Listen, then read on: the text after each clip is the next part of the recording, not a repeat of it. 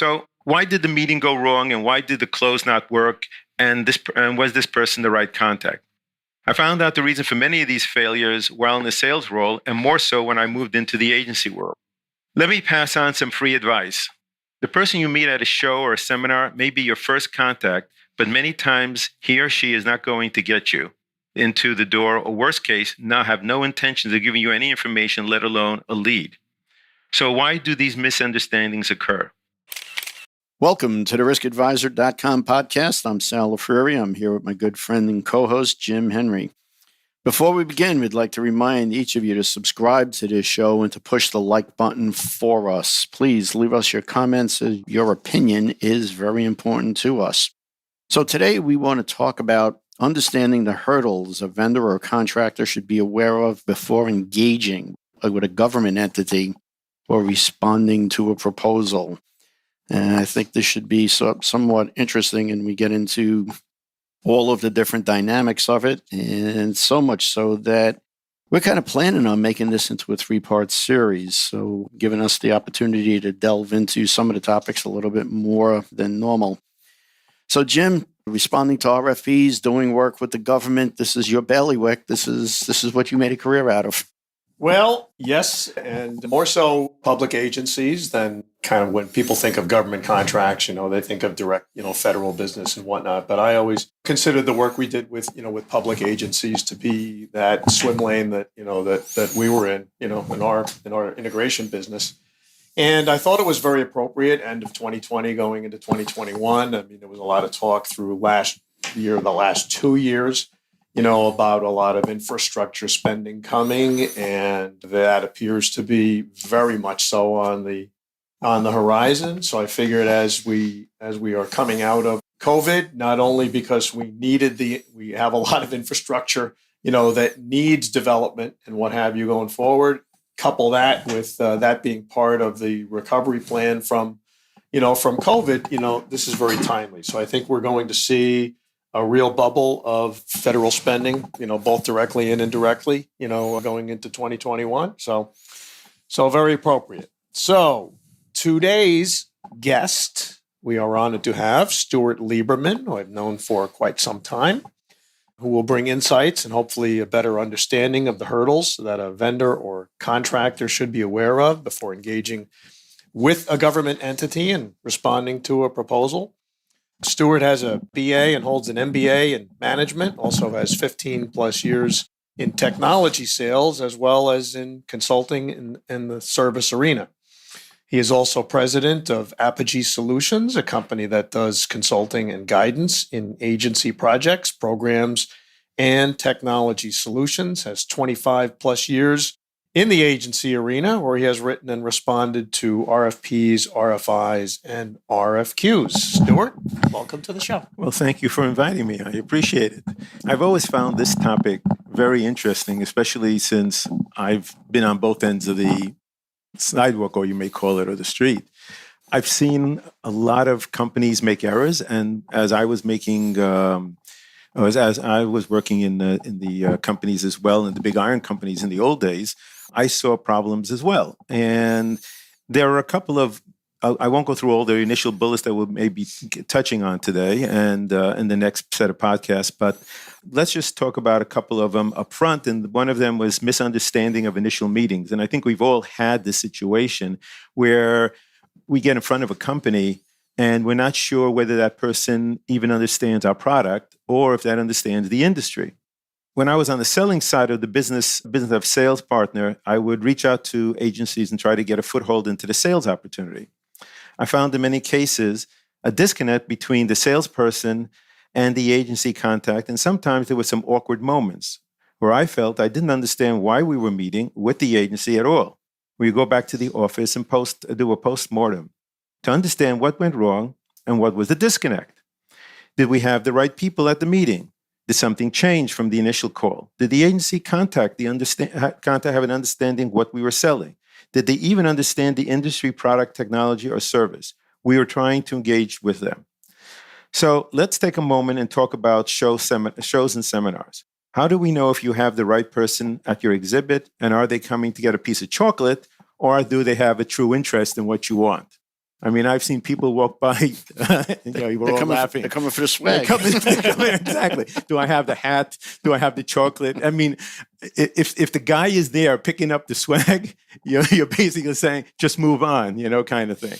Because to be honest with you, and Jim has actually seen me when I was on the government side, if I walked by a table, I would not pick up anything. I wouldn't even take a cup of water from the table. Okay. Or if somebody was coming in, the first thing I basically say to them, and if they bring in food, I'd say, we don't want any, thank you. You please take it back and you'll walk back. And then next time they come in, they really wouldn't bring anything because they know better. So why did the meeting go wrong and why did the close not work? And was this person the right contact? I found out the reason for many of these failures while in the sales role and more so when I moved into the agency world. Let me pass on some free advice. The person you meet at a show or a seminar may be your first contact, but many times he or she is not going to get you into the door, or worst case, now have no intentions of giving you any information, let alone a lead. So why do these misunderstandings occur? Tell me what I'm about to say sounds familiar, guys. Okay? Don't shake your heads because you can't see that. Okay? So this has happened to me so many times. You have no idea, by the way. So you meet the director or an assistant director of an agency, and he or she says he will contact you or even be added plus. He'll give you your business card, and you give him one of yours. You can call, and finally you get through many times. Many times it's, he or she or assistant will say that the manager or project manager will get back to you. You'll never hear it. You got to get through the gatekeeper. Exactly. You got to get through the gatekeeper. At which point, if he remembers you at all, it's a miracle in itself. And sometimes you are repeating everything, even cluing him in on where the meeting was and where you discussed it, because they have no idea what you've talked about. Okay. I'm at fault for it. They've called me up and they said, hey, I'm Jack from this particular company. And I'd say, duh, like, where is this coming from? I mean, what does he want from me? And he said, well, we met at this particular seminar. And I'd say, okay, and then I'd say, do you have any idea how many people I've met at this seminar? And he'd say, oh, and this is what it was. And I'll clue you guys in later in the podcast of what you should be doing with the business card, because that business card is a good tool. But I will tell you right now, the way we handle it, and it's still being used that way, no one does it right, okay? And I'll tell you what, I've used the business card from my end when I was on the agency side, and what I would write, I gave part of it, on the back of the card. Because if I don't have something written on it, I have no idea what it is. That's why I never had a card that was dark colored that you couldn't write on, because that really stunted my form. So, however, after getting past many introduction, if you're lucky, you should get the following answer. So this is what you're really looking for. In most cases, if an agency representative is perfectly honest with you, that's a rarity, by the way. Not that they would lie, but we're going to get to a thing called being broadsided. Okay. And I can guarantee you many people, even myself, especially the first time I was broadsided, by their manager who's there at that particular meeting. So in most cases, an agency representative is perfectly honest with you, and they'll say the following. A, I have an RFP or RFQ going out in 1 year or 2 years, and you just missed it. Whoops. Okay. But at least he was honest with you. Or if he says 1 or 2 years, then you've got something and you can check into it. Or I have an RFP or RFQ going out, and please check the site. Now, that's a very honest scenario, but now you got to find out where the site is. So you got to figure out who he is, where he is, what agency he is, and so on and so forth. This means that he or she either barely remembers you or the product or service, and wants to get you off the phone if he's basically asking you for that RFP or RFQ. Or I have an RFP, RFQ going out, and I forward your name and information to the procurement office. This is really a good sign. However, don't bet on it 100%. Think of it as just getting in the door. You just got past your first hurdle, okay? So the key item is that if the person is saying and has an interest in that product that you see at that table, or he comes in for a seminar and actually sees the product and likes it, and he says he has a contract that's going to occur, then there's a procurement process, and that's a whole process in itself. So when you're having those meetings and seminars that you're having, until you know about that procurement process, you really are not sure of what's going on. And there's a lot of work has to get done in the back office to get a procurement started. And we'll get down to that in the future. So the scenario you're talking about right now, is very typical. We've all seen it and what have you, but there's a difference between an engagement with a company, either on the supply side or the integration side, that really is removed from having any historical business relationship. And those that have done projects and programs in the past where there's some degree of credibility that supplier has a fundamental understanding of where your needs and pain points are, and has a history of having had success in providing mitigation to those pain points or those solutions. So that credibility factor, I would think, certainly gets you a little bit better. You don't get the visibility because you have to keep the Chinese wall up there of, can you say that now with COVID? As long as you're not from Hunan, that's the key.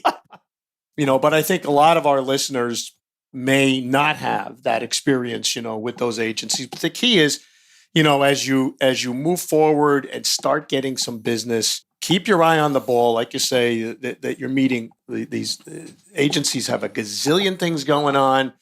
Now they're going to get flooded with dollars for a lot of projects.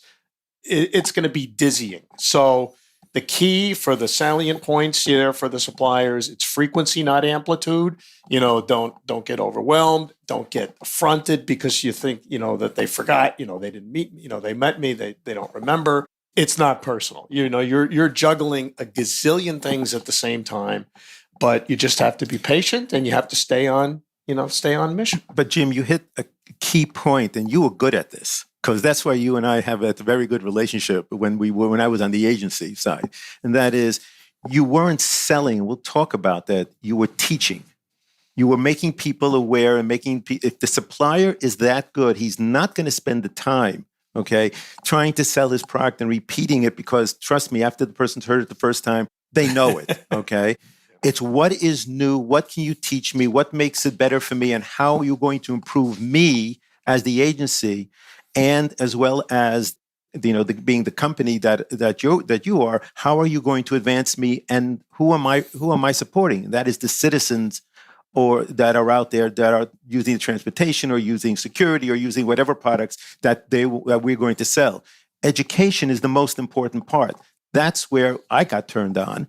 Okay, when somebody said to me, "Oh, do you want to know about something new?" I mean, Emil, you know who Emil is, right? Mm-hmm. So Emil he's the good teacher. He basically said, "I'm here. I'll tell you what I'm going to be doing, but I'm not selling to you. I am teaching you," and that's a big difference. Right.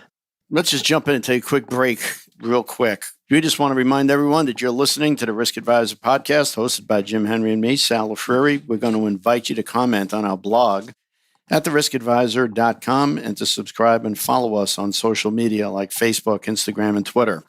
If you're interested in having one or both of us speak, either virtually or in person at an upcoming event, or would like to consult with us, we're going to ask you to please go to the webpage at theriskadvisor.com to set that up. Okay, so we've made it past the gatekeeper. We're on the phone, we're chatting, or we get into the person, we get to talk. Now what? What comes next? Well, where are you aiming? Okay, that's really key.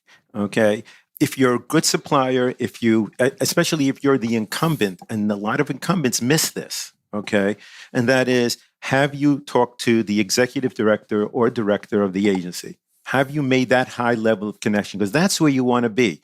I mean, if you could really pull it off, and if you want to call me and I can give you some direction on that. The key person above all those people is the commissioner. The commissioners have such power that they can get you into the executive director or the director very quickly and get there and get you involved in what you want to sell, because you are in the selling business still. That's what keeps you alive. But more important, you're solving a problem. Okay. And, solving a problem is either solving it through return on investment, helping the citizens, safety, and so on. So you lucked out and you have either met an executive director or a director of that agency. The executive director or commissioner is a real win. If you can pull off a commissioner, you really have it. Okay. However, it's a rarity that they come to shows and seminars. they do many times, the executive director or the director will show up at a high level seminar. I mean, something like the AAAE, the annual one, they will show up. They're not going to show up on some sidebar one. So what happens after your introductory with that executive? So this is one of my favorite things, by the way, as we move into it. Director or upper management will go to meetings with the department director or project manager. I can say in my 25 years working for agencies, I have been broadsided many times by upper management as the agency and unit manager. Now, this may sound funny, but it did hurt me once really bad, especially the first time. Okay. In order for the director or upper manager to nicely excuse themselves, because to be honest with you, even though they're interested, they're not that interested. Okay. They just want to make the connection. Talking to you that the director executive would send the company representative, the project manager or staff person that they have also invited in order to shield them and allow them to move along at the show or seminar. This also happens at invites to the agency where you arrive at a company staff to give a presentation and the executive director had to excuse themselves. And that has happened many times where I go to a meeting and everybody said they'd be there, including the director, okay? And the next thing I know, he says he's not there. And after the first couple of times, he's never going to be there. So we'll get to that. However, they will say to the company meeting that the people present are the key people to the decision makers. I can tell you that I've had to round up bodies to sit at a meeting just to make the company feel comfortable. Yes, I was the project manager and the owner of the RFP or RFQ, okay, which was an important piece. But I will tell you that I had to get bodies in there to show substance that we really care about this person showing up, or the staff. So let's do a question there. So the high level management, by at least committing that they're going to come to that meeting, shows a level of interest in the subject matter that it's relevant to them. And even if they only spend the first minute there and then get pulled away, that's great. Does that give you the green light in that next tier that management does want a debrief from you on what did they miss for the piece of that meeting that they had to step away from? So what will happen is that many times they've seen a company that they feel has good input for a particular project. That's why they asked them to come in. If you're lucky, they've called you before they even had the meeting and they said, okay, Stu, all right, bring in, yourself, some staff of mine, and we'd show up and we'd listen to the particular project or the particular service product or whatever. It does have meaningful because it's coming from the director, okay, or it's coming from the head of the department. However, sometimes what will happen is that they're not sure of the product at all. That's the differentiator. So what they're asking to do is say, look, I listened to this guy at some meeting or at some seminar. Now, you are the technical knowledge person, okay? You know what it is or not.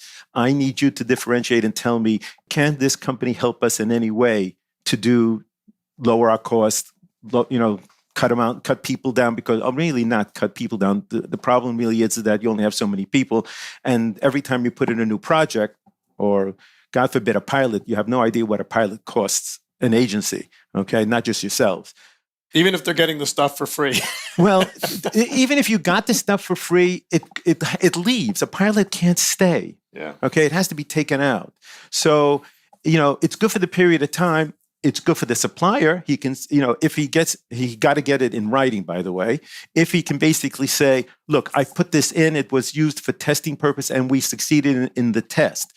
They can't say they purchased it and they can't, and this I've seen many times, they can't say, well, we've sold it. No, you haven't sold anything. You haven't installed anything. You have done a pilot, okay? And that's a very confusing thing for many people. I mean, I have gotten a phone call once, okay, from the Wall Street Journal, true story.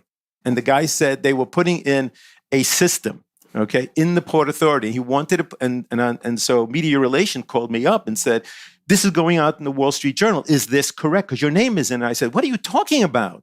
We're not importing. I barely know the guy. I'm not saying that people are unethical. It's not the case, but they're trying to get a foothold. I truly understand that. But you have to be very careful of, as a supplier or as selling a product or a service, what you're trying to accomplish. Yes, going back to your item, and that is by the director or the department, basically department manager saying, come in, he's actually asking you to qualify. Okay, qualify the product. And they believe that you will be working, okay? And sometimes it's a surprise because I didn't even know I was working on it until I found out this company came in and said, we're going to be doing this, that this is going to become your project and this is that RFP that you're going to be doing. And we'll get into the difference between an RFP and an RFQ because there are two different worlds. Two things I'd like to inject there. Now, you brought up the subject on pilots, and I've seen this way too many times. Certainly, it is an objective because you do want to have on the supply side. You want to show the confidence that you're solving a relevant problem, and the pilot is going to show well. However, there are many overly aggressive suppliers, and many times, if it's technology, it's VC funded, and they're after that pot of gold of getting the visibility that you have a pilot at a major agency and what have you, and then they immediately start flaunting that out to the commercial environment, like that gives them all the legitimacy in the world, and it's still at the pilot stage, right? So when I was in the integration business, and I'm asking, well, where do you have the product? And then they immediately jump into the pilots. Well, that's all well and good if you have something else that has some history to it. But if it's only at the pilot stage, that's when my bullshit meter goes off that says, okay, they gave something away for nothing, even though it might be good. They gave something away for nothing, right? It's a pilot. It may go somewhere. It may not. They're already trying to commercialize that it gives them an air of legitimacy. And if that then further gets back to the agency that they're doing that ahead of acceptance, it just sends off all those warning signs, that they're trying to satisfy VCs or whatever, to try and get some, they're trying to get over their skis. And oftentimes, that can ruin what really is a very good, very viable technology, but you just can't force it that hard.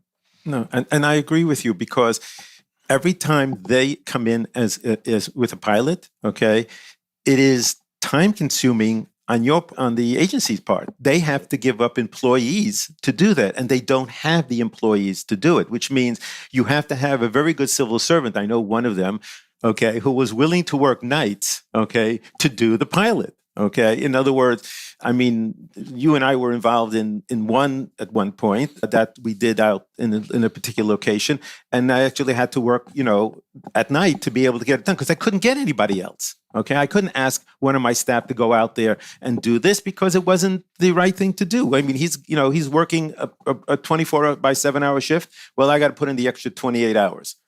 So yeah, that there's no 28 hours in a 24-hour shift. So how can you tell if that person, that's walking in there has been broadsided? Well, one good look at his or her face will spell it all out to you. I can tell you the first time that happened to me. So I see my manager, okay, my department head, like further out in the corner, and I'm basically a guy. Somehow this guy did a beeline from her or him and came to me. Okay, and I couldn't figure out where he was going. I didn't know whether he was going to be bumping right through me. And he starts his pitch. Okay, again, wrong. Notice I said his pitch, not his education. Okay, that would have been interesting. So he goes right into his pitch and he says, "This particular manager," he basically said, "I'm supposed to speak to you about your new project." And I said, and I'm looking. I said, "What did you say?" And then out the corner of my eye, I see my manager, and it basically shaking their head and saying, "You better be nice to this person. I had to get rid of this person, So I'm there now, poker face, okay? And I got good at being a poker face, all right? Where I'd be getting people to look at me, to say, here's my project. I'd like to do it. I'd like to do a pilot. He would go back to the band, and they're notorious. Or come and listen to me. This is the next thing I want to do with my project, with my product or whatever that I want to accomplish." So that's probably a good spot to take a break, and then when we come back, we'll talk about the misunderstandings on initial meetings. You are listening to the Risk Advisor podcast hosted by myself, Jim Henry, and Sal Lafreri. We invite you to comment on our blog at theriskadvisor.com and subscribe and follow us on our social media like Facebook, Instagram, and Twitter. If you are interested in having one or both of us speak at an upcoming event or would like to consult with us, please go to our webpage at theriskadvisor.com to set that up. So let's get back to that. How do you handle those misunderstandings from those initial meetings? So what you really want to find out is, what is it that you're trying to be nice, Right. okay? And so you if it sounds good, if it has to deal with a project that you're doing, that's great. If not, you just listen to it and you then do the business card thing, which we'll talk about later as well. So we're talking about basically misunderstanding on the initial meeting. Before having the meeting, the company that should strategize with their team. So there's two places. One is a seminar, which you only have so much time, or a show which you even have less time to talk to the person. You're trying to really grab them. So your aim is to get in front of them, and you want to get in front of them from an educational perspective. So you need to be prepared. And one of the problems that I've seen is that I don't know how they get up sometimes to my office when I used to be there and get through the elevator and security in those days, but they must have known somebody, or they called the department head or the director and said, "Oh, this is Jack, from this company. I have a meeting. Sorry, I'm late." That's a real good one, by the way, if you ever want to get in. Sorry, I'm late. And it's like the department manager has no idea. Now they feel bad. Okay, that's a little hook, by the way, guys who's listening. Just say, I'm sorry, I'm late. A little social engineering. Exactly, a little social engineering. You got it made, and the next thing you know, the unit manager, department, I forgot, because they have a full load. They can't remember everything, even though their calendars are all packed. So how would a company get in front of a government agency? Let's just look at that. So Sal and Jim, you've been in the business for a long time. What are your thoughts on it? How do you get in front of a government agency? As I said a little bit earlier, I think it's all about understanding that agency, understanding their problems, and you got to go right to the pain points that that they have, because it's small talk or shiny widgets or technology for the sake of technology. That $2 or more now to get on the subway, right? It's not relevant. You gotta go to something that ties into your product or your solution that is keeping them up at night. Otherwise, you're just white noise. So I'm going to point out a couple of questions to think about, and then as we get further down the podcast, we'll talk about them in depth, and we'll go into further depth after that as well. And so getting in front of the agency basically is, how should one present themselves? I have seen people come in totally unprepared. "Hi, Stu, we've met at this place. Do you have a moment to talk?" And it's like, okay. All right. And then, the next thing I know, I'm in for the same pitch that all of a sudden rings bells that I've heard before. How do I know if I'm speaking to the right person? Should I spend the money to showcase, present a topic, just mingle, and meet with agencies during breaks and lunches? You need to know how to position yourself for where you are at the product and with whom you want to speak to. I mean, we all know that. We've been through it, but we get overzealous many times. The suppliers, I did it as well when I was on the sales side. I'd get overzealous and start saying, "Oh, my product is X and X and X, and this would take care of this." And, you're missing the point. How can you tell if the contact you have been given was broad-sided? We spent a few moments on that. And then I have a thing which is old marketing or sales 101, which is, how do you know you got to the fox? Okay. And that's a terminology, at least in my day, that says that is the key person who's going to help sell me or myself or my product. Jim knows me. He always got me because I was that old fox in where I was working.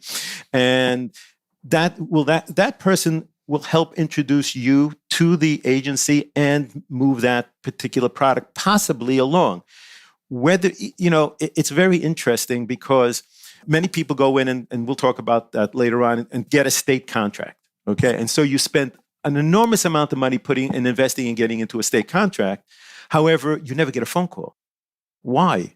Well, did you ever bother, to give them a call to try to create a learning perspective so that you're not talking about the product, you're talking about what it is that's going to take away their hurt point as you hit the mark, or give them the return on investment. How are you going to improve them? What are they going to do?